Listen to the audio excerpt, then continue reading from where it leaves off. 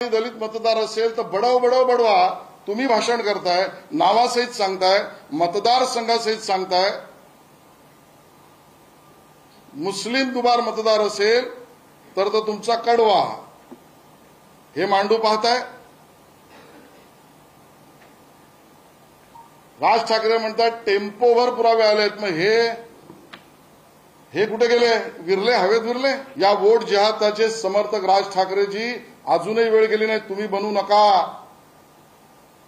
उद्धवजी अजूनही विचार वापसी करा, नका राव आमच्याबरोबर, विरोध करा, आम्हाला अडचण नाही।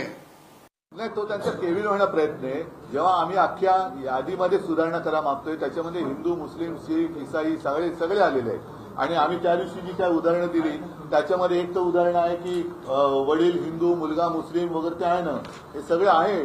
म्हणजे इथलंच आहे, वडिलांचं नाव गोविंद शंकर माने, मुलाचं नाव दिलशाद नौशाद खान, हे आम्ही दिलेलं आहे ना। आता ह्याच्यामध्ये दोन्ही आले, हिंदू पण आले आणि मुसलमान पण आले।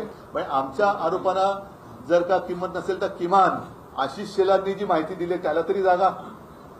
त्यांना हेच माहित नाही आमच्या भागात मुस्लिमांची संख्याच नाही, त्याच्यामुळे ते हवेत फेकणं त्यांनी बंद करावं। एक मूळ प्रश्न असा आहे की जात धर्म हे जे वापरून ज्या पद्धतीनं या बलशाली मताचा जो वापर या लोकशाहीमध्ये होत होता त्याला कसं यांनी कमजोर केलं, निवडणूक आयोगाचा कार्यकर्ता कसा झाला हे आता देशाच्या लोकांना कळलेलं आहे।